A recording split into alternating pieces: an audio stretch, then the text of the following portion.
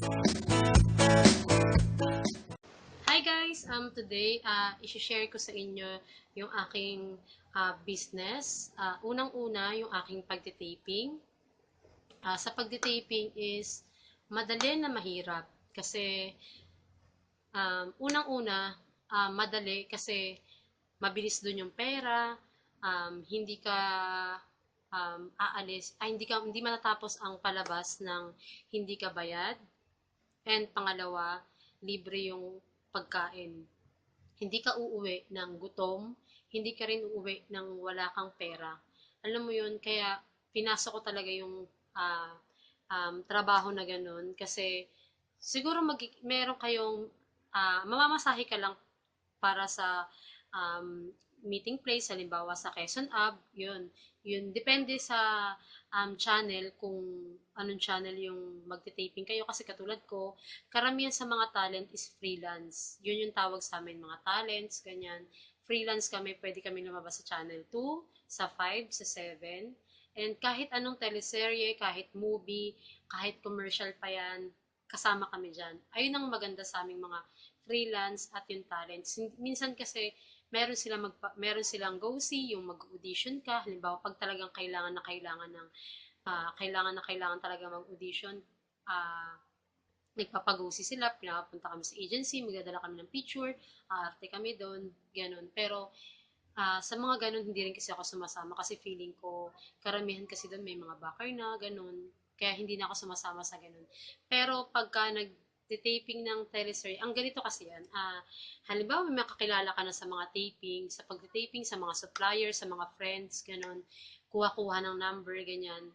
Itatatawagan ka nila on call. Pwedeng tawagan ka nila na kung gusto mo mag-taping ngayon, or ang taping is kinabukasan. Depende sa yun kung papayag kang mag-taping. Halimbawa, tinawagan ka na kung pwede ka ba ngayon, kung pwede ka ba ng mamayang ganitong oras. Nasa iyo yung desisyon kung papayag ka. Kung okay naman sa'yo, kung free ka at gusto mo, okay lang. Kung kinabukasan naman ng taping, pwede rin. Mas maganda kasi makakapaghanda ka. Ang ano nga lang dyan, ang medyo mahirap lang dyan is kapag depende kasi sa role mo. So, halimbawa, pag ang role mo is nurse, kung nurse ka, is magdadala ka lang ng white shoes. Kung ano ka naman, kung maid ka naman, white shoes din. Pero kung office attire ka o sa mga events, mga ganyan, so kailangan magdala ka ng at least 4 o 5 set na damit. Kasi minsan kasi pagka nagkakaparehas kayo ng talent ng kulay ng damit, minsan naman parehas kayo ng artista ng damit, so hindi nyo pwedeng isuot yun. Kailangan magkakaiba kayo and bawal minsan yung mga colorful, stripe, yan, pinagbawal din nila yan. Yun ang mga rules dun sa magpagtitaping na ginagawa namin. Ang mahirap naman sa pagtitaping, yung pagod, yung puyat mo. Alam mo yung pagka-antok na antok ka na, hihiga ka na lang din sa may sahig, magsasapin ka, tapos hihiga ka ron. Kaya nagdadala na rin kami minsan ng sarili naming sapin, tsaka unan. Kasi nga, minsan pag antok na antok ka na, hindi mo mapigilan. Pero ang maganda doon is libre lahat. Libre ang pagkain, libre ang pagkain, almusal, tanghalian, and midnight snack. Pag inabot kayo ng midnight, may midnight snack doon. Tapos hindi ka uuwi na wala kang bayad. Yung bayad naman nun, hindi ko pwedeng sabihin kasi iba-iba ang bayad doon. Depende sa role, depende sa teleserye, depende sa movie, depende sa budget ng production yun eh. Kaya hindi ako pwedeng magsabi kung magkano yung TF na binibigay namin kasi na binibigay sa amin kasi iba-iba talaga yun. Tapos depende pa yun sa supplier. Minsan kasi may pasa-pasa, kaya minsan hindi pare-parehas yung TF namin. Kahit sabihin isa lang yung pinag-tapingan namin. Halimbawa is Dolce Amore, ganyan. So, syempre, yung iba, kung halimbawa, direkta, yung iba naman, pasa-pasa. So, syempre, kahit isa yung pinag-tapingan namin, iba-iba pa rin yung talent fee namin. Yun yung ginagawa ko. Pero ang pagta-taping naman, yung mga ganyang racket, hindi naman yan kasi araw-araw. Minsan tsempuhan lang, minsan naman may maraming dumarating na bagong mga talent, kaya minsan hindi rin kami nakukuha. Kaya naisipan ko na mag-online business. Ang nga pala, yung online business ko is mag-1 year na, yung fashion creative na business ko. Ito kasi pag-YouTube ko is 1 month pa lang ako dito sa pag-YouTube ko. Nagustuhan ko kasi rin yung pag-YouTube kasi parang like na like ko kasi yung mga makeup. Parang, alam mo yung pagka na-stress ako, tapos lalabas ako, bumili lang ako ng makeup. Parang ang saya-saya ko na parang nawala na yung stress ko. Kaya, yun, naisipan kong mag-YouTube, naisipan kong mag-review. Kasi yan, pinapanood ko yung mga YouTuber dito, si Ann Clute, si Say, si Michelle D. Yan kasi yung mga gustong-gusto kong mga Pilipina na talagang magagaling yung mga YouTuber na yan. And then, yung pangalawa naman sa racket ko is yung business online ko na fashion creative is yung una mga beads. Yun lang yung mga ginagawa ko. Gumagawa ko ng mga hikaw, gumagawa ko ng mga bracelet. Katulad dito, may sample ako na bracelet. Ito yung may relos. Ayan. Tapos, ito siya. Ayan. Yan yung aking binibenta, mga ganyan. Tapos, ito yung mga bracelet. Depende, maraming design dun sa fashion creative. Pwede kayong pumili. Tapos, ito. Yan, may mga ganyan din, yung mga lucky charm. Yan yung mga business ko. And meron din akong business na ganito, itong 3 days, 3 centimeters USA Advanced Formula Slimming and Fitting Cream. So, ito yung binibenta ko rin. Isa rin sa mga binibenta ko. And then, dito yung procedure niya kung paano siya gamitin. Pero, ang ginagawa ko kasi rito, effective talaga siya. Ang ginagawa ko rito is yung nilalagyan ko siya ng lotion dito. Minamassage ko muna siya ng medyo matagal. Tapos, binabalutan ko siya ng plastic.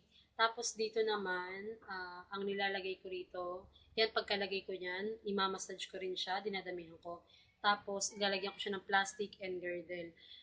Mararamdaman nyo yung init pagka nakulob siya, and pagka naramdaman mo na yung init sa katawan mo, pagpapawisan siya, dun ngayon, lumalabas yung pawis niya, kaya medyo nagpipit yung ating bewang kung saan parte na nilagyan natin itong lotion na ganito, yung slimming lotion.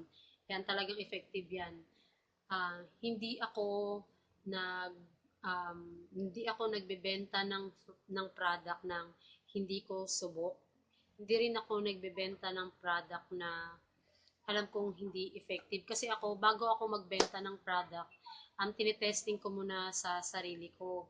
Para naman, pag binenta ko, malakas yung loob kong magbenta ng ganun. Kasi nga, nagamit ko na, hindi yung magbebenta lang ako ng basta-basta na hindi ko na itatry. Parang, syempre, hindi mo rin alam kung anong ipapaliwanag mo sa customer, kung bakit ganito, kung bakit ganyan. Syempre, kailangan itry mo natin sa sarili natin para alam natin yung sasabihin natin sa customer.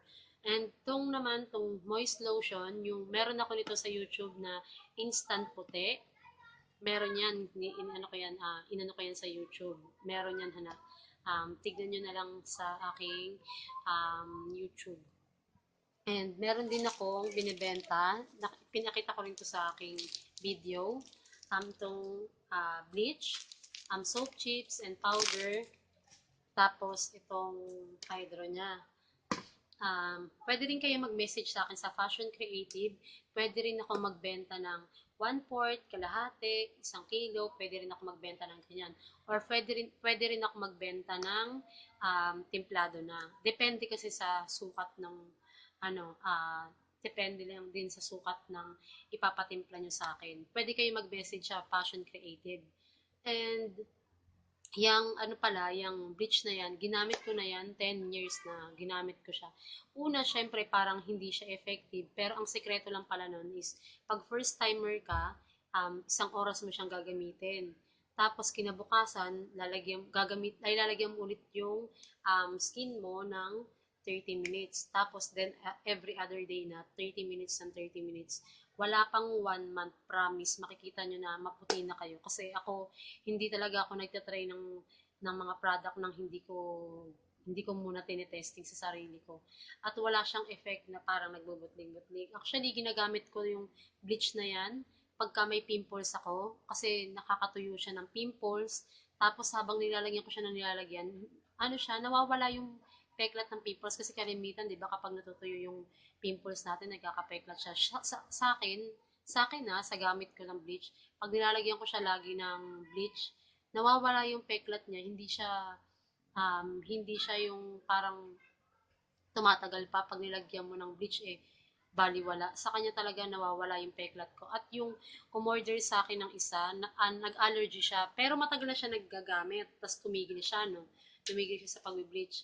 Nung na-allergy siya, pinagawa niya ako ng bleach, sabi niya sa akin, kasi may allergy daw siya. Tapos yun, nung paglagay niya, nawala yung allergy niya. Kaya so, tuwan-tuwa naman ako. Parang hindi lang ang effect niya is pampaputi, pampakinis, pampapantay ng kulay. Nakakatanggal din siya ng pimples, nakakatanggal din siya ng allergy. Yun yung parang hindi ko in-expect dito sa bleach na ginagamit ko. And marami ring umorder sa akin, marami ring tiwala sa akin sa bleach kasi nga, syempre, subok ko na. At sa awa naman ng Diyos, okay naman siya kasi meron kasi siyang halong itlog, kalamansi, tsaka gatas. Kaya hindi naman siya nakakasira sa balat. Medyo may kamahalan nga lang. So guys, yun. Kung gusto nyong umorder sa akin at gusto nyong makita yung mga product na binibenta ko, pumunta po kayo sa um, Facebook page ng Fashion Creative. Makikita nyo doon yung aking mga items na ginagawa. Siguro mga 2 to 3 days bago ko siya i-deliver kasi minsan kasi pag wala akong stock dito, in-order ko pa siya o kinukuha ko pa siya sa ko sa friend ko kasi itong bleach So in-order ko pa siya. Tapos itong iba, yan in-order ko pa yan. Kaya nagpapaabot ako ng 2 to 3 days. Tapos minsan kasi para sabay-sabay yung mga umu-order sa akin. So ayun lang guys, ayun yung shinare ko sa inyo na sana may matutunan kayo at may nagustuhan kayo sa video na ginawa ko. At sigurado yung mga product na to siguradong hindi nyo pagsisiyan kasi sure na ginagamit ko yan sa aking katawan. So guys, yun muna ang aking pinakita ngayon at video ko today. So salamat sa panonood guys. Salamat. God bless. Bye!